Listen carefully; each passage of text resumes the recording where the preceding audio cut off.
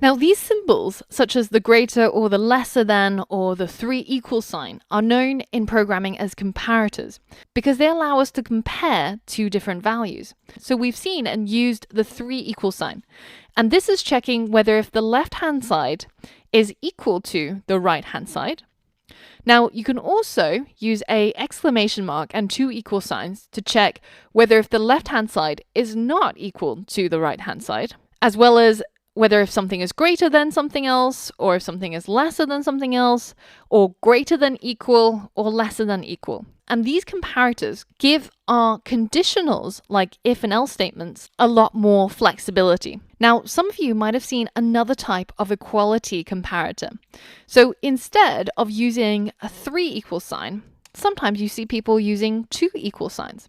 Now, there's a big difference, however, between the two of these. So let's say we have a variable a, and it's equal to 1. And then we have a variable b that's equal to the string 1. So this is 1 as a piece of text, essentially.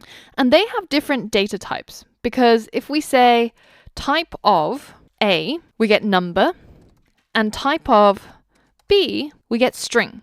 So at this point, if we check to see if a triple equals b, then if it's true, we will get console log yes.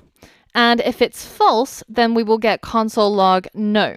So if I go ahead and hit enter right now, then you can see that we get no. A does not triple equal b. But, however, if I was to modify this and change it to if a is double equal to b, and I hit run, then you can see we get yes in this case.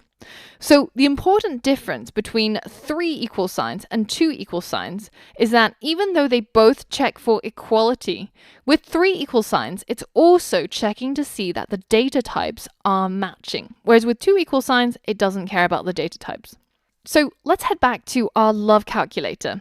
And there's maybe one more thing that we could ask of it.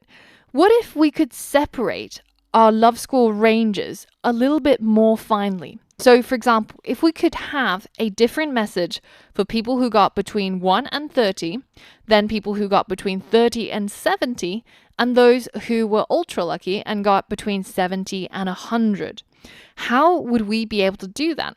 Well, we would have to learn how to combine different comparators, and we'll tackle that in the next lesson. So that's all from me for today, and I will see you on the next lesson.